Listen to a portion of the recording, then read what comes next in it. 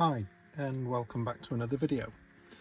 This one today is on our Defender, and this is a 2026 model, and I reached out to the people at FITCAMX and asked if I could demonstrate how to put one of their cameras into our car, and they've sent me this kit over.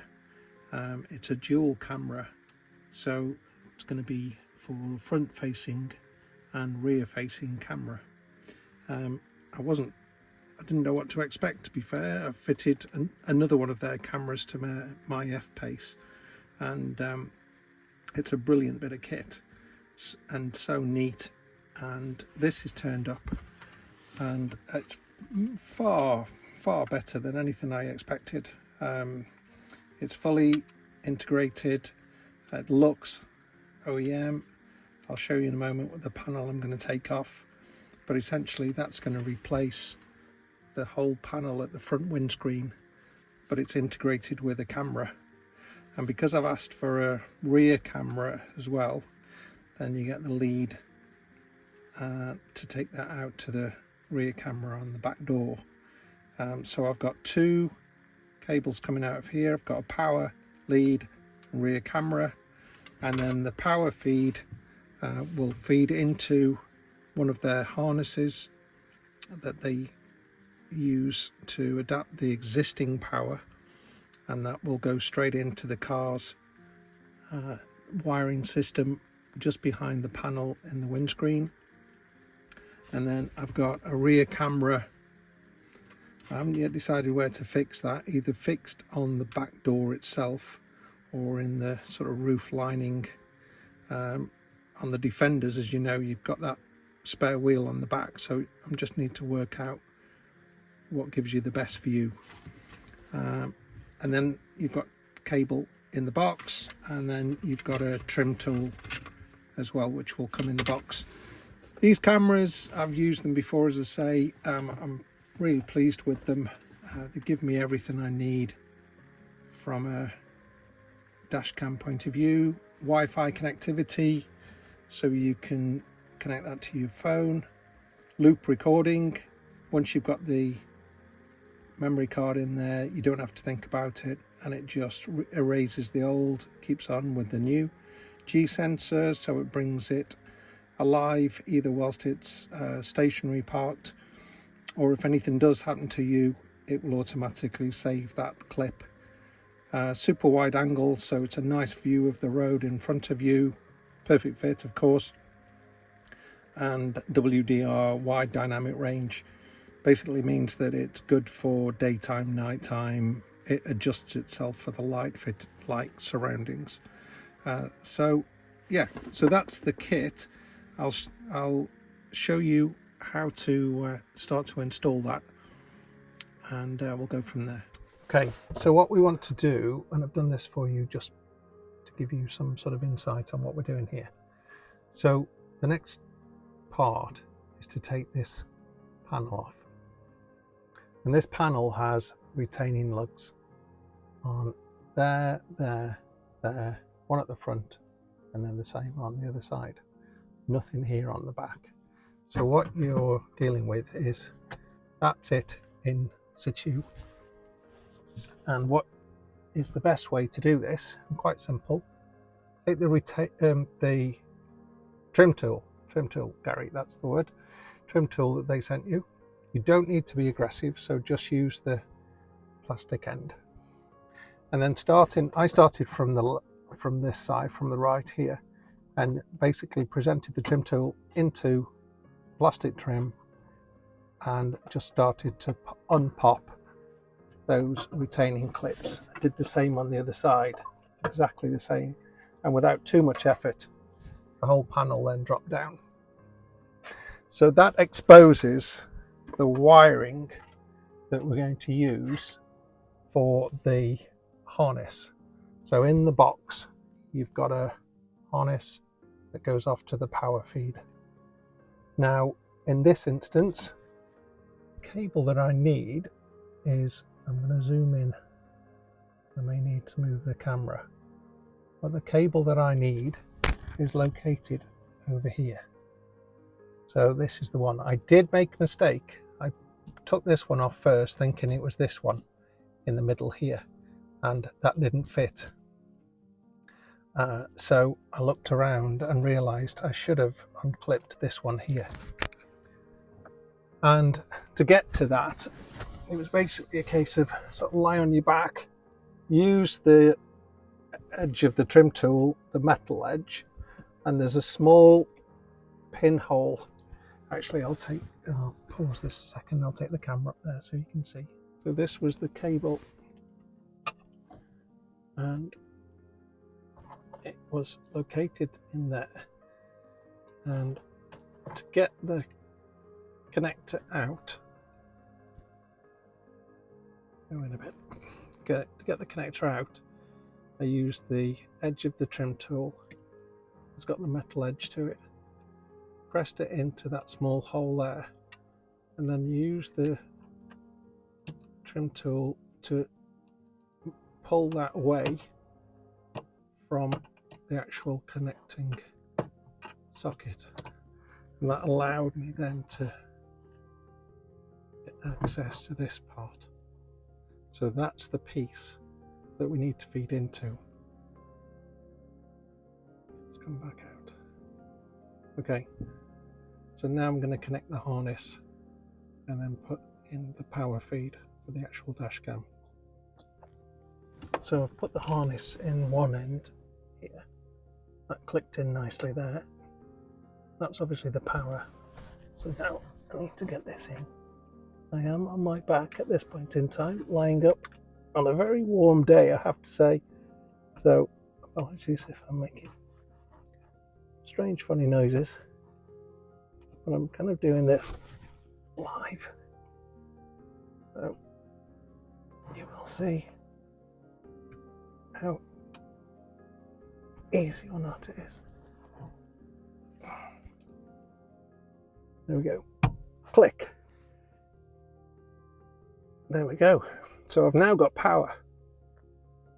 And what we should do, perhaps a good idea, just to try, if I take the dash cam and there's enough power, if there's enough lead, so what we could do is I'm going to just connect the power before I put the actual camera on. There we are. I'll just click in and let's see. Oh, there we are, perfect. So now, I don't know if you can see that on camera. There we are. So I've now got power to the actual camera, and it was probably functioning quite well now. So I just want to tidy this cable up. I'll probably push this cable back up through the trim and move the harness just out of the way slightly for when I offer this back up. So let's do that and get this in place. There we go, and put the panel back on. Really neat, really pleased with that. No, there's the camera's working. Look, still, what I decided to do, worked it out really, there's a hole in the side of the case here, and I connected the rear camera first and then fed that into, so the actual connections are sitting inside the body of the case here. But if you don't have a rear camera, if you don't want one, then all you're going to do is connect that power, put that on, and that's you up and running then. So you don't need to go to the... For as soon as you've connected that harness and that power feed, you've got power to your camera, then you're up and running.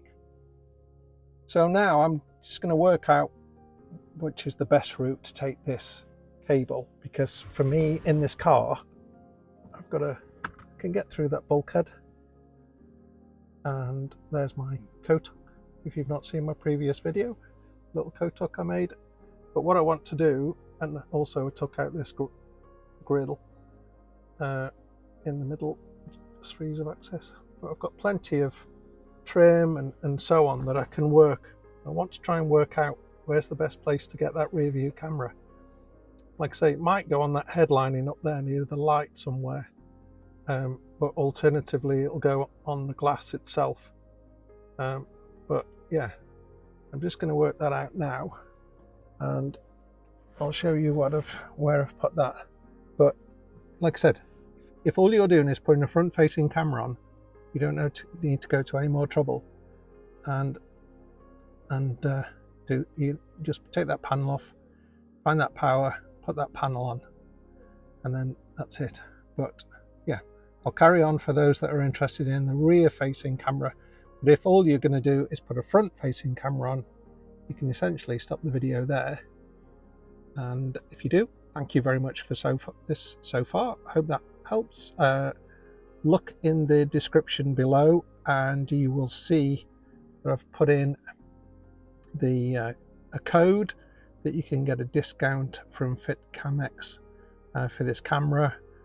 If you have any questions or any doubt as to which one you need, then you can send them a photograph of that panel in your car and they will tell you exactly or recommend to you which one that you need. Yeah, I'll carry the video on for those that want to see the rear camera installed. So but yeah, as for the rest, thank you very much. So if you're watching this to follow on where I put the rear camera, took the lead out of the main case there, tucked it underneath the headlining, which was pretty straightforward, along, trim there, behind the door seal, all the way along there. I've yet to just tidy that off there, and then I've taken it into the back. So that's the front section done, and it's quite dark in the back here, but you can see came through just there with the cable, and then along the top of that trim. Again, I think I'm probably going to take that trim off and just tidy all that up. Let's come back out. There we are.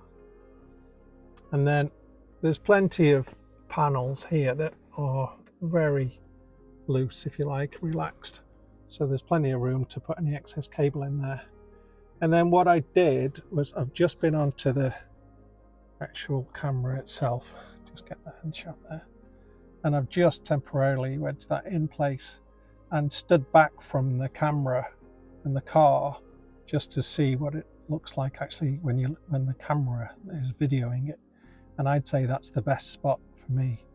Like I said, you could look at sort of bringing the cable down here and then along and then following, following the power cables here. And the only other place I thought about positioning it was here, or at the top of the glass here, that you've got this spare wheel obstructing that view. So tucked up there, it's not in anybody's way, and I can tidy the cable up, put the cable away, and that would sit nicely there. Okay, so as we said before, thank you once again for following this. Hope that's been a good video for you. There's more than sufficient cable here if you've got a 110. This is a 90 commercial, but if you've got a 110, that will stretch forever. There's a lot of cable here, spare cable.